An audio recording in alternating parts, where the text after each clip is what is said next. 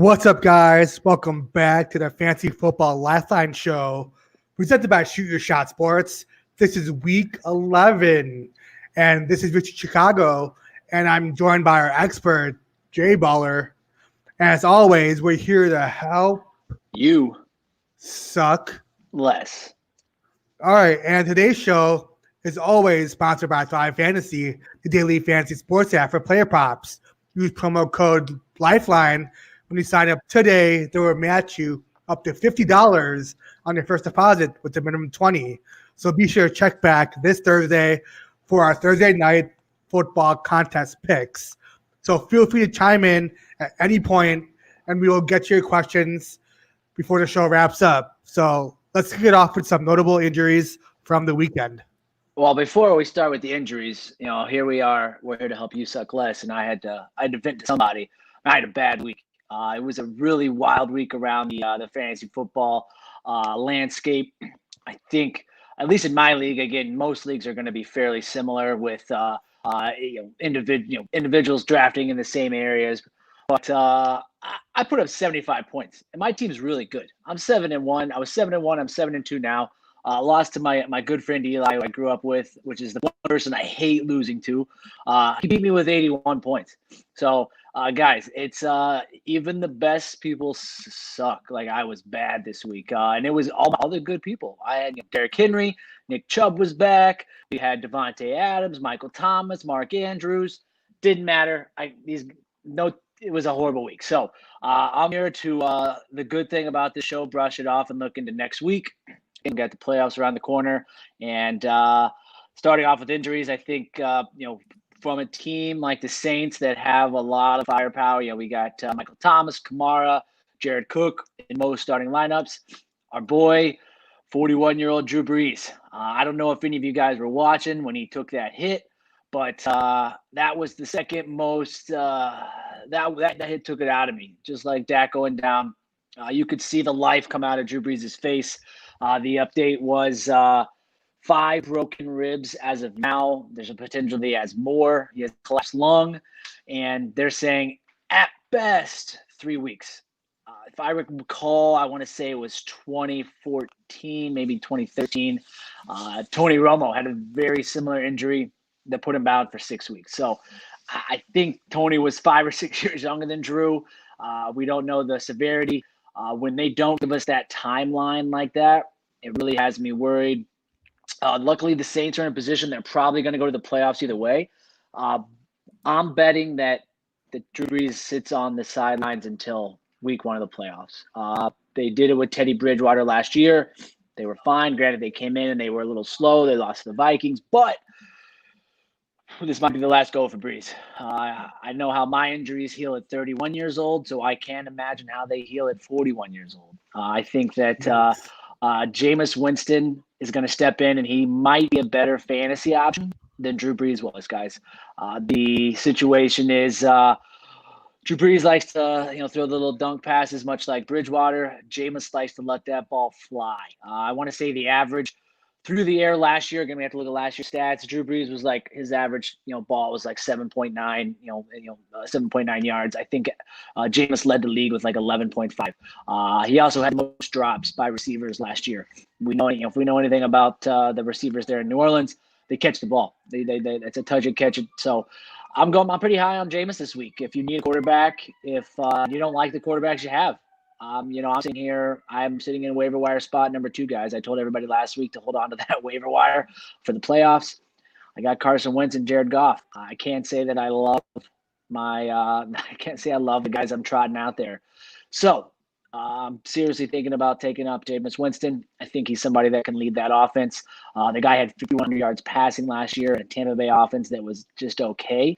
I think Sean Payton's a much better coach. We still have Taysom Hill to worry about, but I think the Saints, I hate to say, they're not better. They're not better.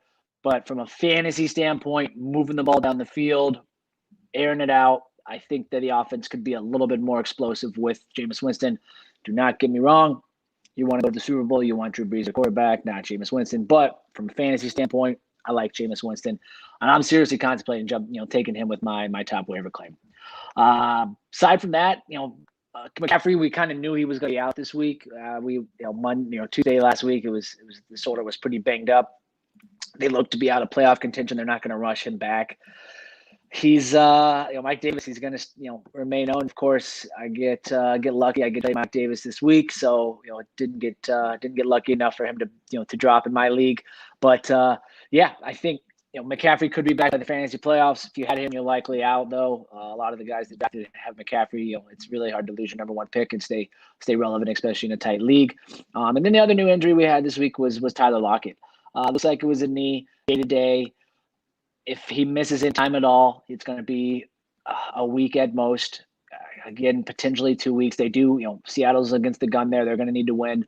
The Rams stymied them. And it's, hey, we're in that part of the season where you're going to get banged up. Guys are going to miss a week here and come back. We're looking long term. They're looking at the playoffs. We're looking at the fantasy playoffs. So I have some options in mind here down when we get to the waiver wire. But if you're dead set on sticking with Seattle Seahawks players, a name that you're not going to see on any waiver list. If you roll, Lockett to game time and you don't want to play the waiver wire, you want to risk it. David Moore, he's the number. He'll step in as the number 2 there in Seattle. He's a great option. Guy can put up points. He's very similar to Lockett. And hey, if you want to roll until game time with Lockett, have a late drop, David Moore will slip right in there. He'll get you the points. Again, he's not going to produce like Tyler Lockett will, but if you don't want to waste a waiver claim, guys, he's going to be a good option for you. That's the other injuries we kind of knew about. It was most of the new ones there. Awesome. So we got some bye weeks this week. We got a bunch of them. So we got the Buffalo Bills this week, the Chicago Bears. They need one really badly. The Miami Dolphins have a bye week. The New York Jets, the Giants, and the San Francisco 49ers. So a bunch of people on byes. So make sure you check your lineups. Yeah. Big bye week. This is usually, I want to say, the biggest bye week of the year. They really start to fizzle out as the rest of the year goes on. With I believe Tampa Bay having the latest one in week 13. And so, yeah, I'll start with some streamers. Again, you heard me talk about Jameis Winston. You got guys like Josh Allen that have been people have been starting him pretty often. Tua, he's starting to move his way into lineups. I guarantee you weren't starting any Jets or Giants quarterbacks, but hey, if you were, more power to you. So we got Jameis going against Atlanta. Beauty about that, he's played against Atlanta his entire career. So nothing new there. He averages 29 fantasy points a game in standard scoring against Atlanta. I expect a lot of the same this week. So if you need a plug and play, if you need a win, Jameis Winston's your guy. Phillip Rivers going against Green Bay. Green Bay is down 1, potentially 2 cornerbacks going into this contest. This game could turn into a shootout. That Indianapolis defense was pretty impressive last week. But, hey, I think Aaron Rodgers is a different monster, somebody that they haven't faced, somebody they don't have to face often. So I like Phillip Rivers there in Green Bay in a potential shootout. And then Alex Smith, the guy threw the ball, 45 times last weekend. They're not able to run the ball. They're going to be playing from behind. Alex Smith is a good quarterback. Before he went down and before he was taken over by Patrick Mahomes there in Kansas City, he had a top 5 fantasy year. The guy can sling the ball. He's got to work on some of his turnovers, but he's got good weapons. Terry McLaurin is a number 1 wide receiver. Logan Thomas, he's been a great tight end. They can move the ball there in Washington. I think if you need to stream somebody, he's my 3rd option. Hoping you can get James Phillip, but hey, I like Alex Smith as well. And then from a defensive standpoint, we got the Chargers going into Denver. Denver offense, Drew Lock looks like he might be out again. He's dealing with a rib injury as well. Granted, he's 20 years younger than Drew Brees, so he might heal a little quicker. We got Washington. That defense has been pretty good, but they're going into Cincy with the rookie quarterback. Burrow's played pretty well, but that front 7 in Washington's really, really good, and they might be able to slow him down, force some errors. And then Vikings, they're going to Dallas. Vikings again, they look pretty good against your Bears there, Richie. The Dallas offense, we don't know what it's going to look like. Looks like Dalton's set to start. Zeke looks healthy, coming off a bye. I don't know what to expect, but hey, I liked that Vikings defense. They looked pretty good last night. I expect a couple turnovers in that game. The Dallas turnover margin's horrible, and hey, if they can't run the ball, they're gonna have a tough time moving the chains. And so, I think that the Vikings defense, if you're desperate, the Dallas offense is yet to prove that they can, since Dak went out, score more than 1 touchdown a game. So let's roll with that. But yeah, waiver wire Thursday night. Nyheim Hines, boomer bust. He's going to be my number one waiver wire pick this week.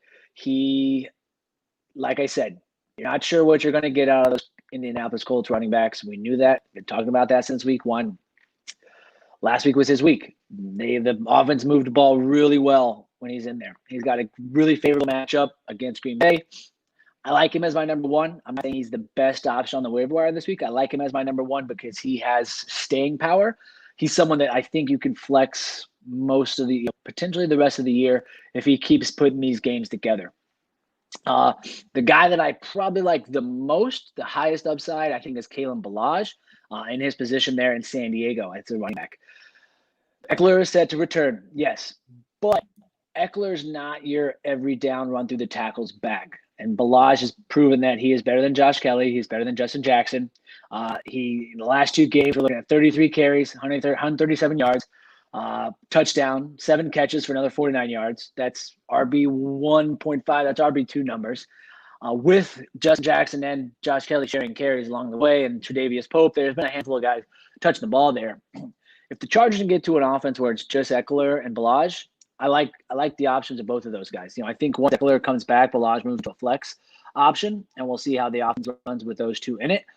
I think we're going to have a couple weeks with Eckler and Ballage in the same offense to see how that operates. But hey, if you need a guy who can put up RB2 numbers right now, I like Ballage, and I like Ballage potentially for the rest of the season. Third, Mr. Ahmed there in Miami. Gaskin is out again. Was out again this last week. Ahmed was clearly better. The Miami Dolphins quit giving the ball to Breida. They dropped Jordan Howard yesterday.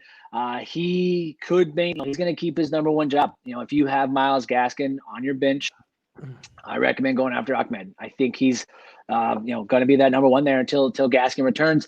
The fear I have now is he's looked pretty good with Tua. They got a good thing, good thing going there in Miami. We could look at a little bit more of a timeshare when it comes to Gaskin and Ahmed. We won't know until Gaskin comes back. But hey, if you're looking to hedge your bets there with the Miami Dolphins running backs, they've had a pretty good year. They've been RB2 flex worthy. Ahmed's going to be a guy I look at. On the receiving side, like I said, if you lost Tyler Lockett, here's my number one receiver coming out this week is Michael Pittman Jr. Love this guy coming into the year. Had some injuries early on. He reminds me of Vincent Jackson. I don't know if you guys remember Vincent Jackson. Played early in his career with Phil Rivers. He's built very similarly. Red zone target, runs across the field really well. Tall, long, has a ton of athletic ability. Comes from a football pedigree, so I like this Pittman kid. Put up 7 catches on 8 targets, 110 last week. Didn't find the end zone, but he was targeted in the end zone twice. I think he could step into that number one role there in Indianapolis. Phillip Rivers needs a go-to guy. It's not going to be T.Y. Hilton. It's not going to be Zach Pascal. Michael Pittman is the prototypical number one outside wide receiver for Phillip Rivers. He loves the big men on the outside, loves them in the red zone, loves them out in the field. Pittman's a guy I'm targeting this week pretty heavily because I think he's he's not quite to where T. Higgins is. He's not quite to where Justin Jefferson is. But this wide receiver class is looking that they can get it done. And as a guy, we have 4 or 5 weeks left to go if you make the playoffs.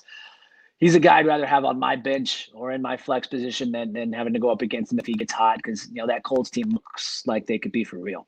And then to roll it out, if you didn't add him last week, Jacoby Myers. I don't love that he's the number one receiver in New England. That's not saying much. But the guy's got 37 targets over the last 4 weeks. It's clear he's Cam Newton's favorite target. I learned last week they've known each other since Jacoby was like 16 years old, so they had an instant connection. That stuff I like to find out early on. That's usually where you can get a guy a week early. But yeah, that's from a waiver wire standpoint. That's who I like. I will throw one more thing out there. Guy coming off injury, didn't start the year real strong. Zach Ertz, tight end, Philadelphia. Looks like he could start this weekend against the Browns. He's designated to return. Again, I haven't seen a practice report. We won't get that till Wednesday. But if you need a tight end, Zach Ertz has top 5 tight end abilities. There's clearly a lot of hands to feed there in Philadelphia. That offense does not know what to do. I really hope that Ertz can be the cure to that. If you have a chance to stash him, on your bench. If you need that backup tight end going into the playoffs, I'm going after Zach Ertz as well. Again, there's not a lot I can put behind that because we got Goddard there as well. So it's going to be based on the situation you're in. But if you like your team, like where you're at, can take a risk, can make your, save yourself, from, your opponents getting somebody like Zach Ertz towards the back end of the year. I'm snagging him. It's something that, he actually popped up in my league. I realized he was there this weekend. He was a late ad for me on Sunday because I didn't want to risk having to go up against people on the waiver wire for him. But I had the ability, I had the open spot on my bench. Not everybody can afford that option. So that's what I'll leave you guys with today. Awesome. And don't forget to follow us on Twitter. Our handle is at FB_Lifeline.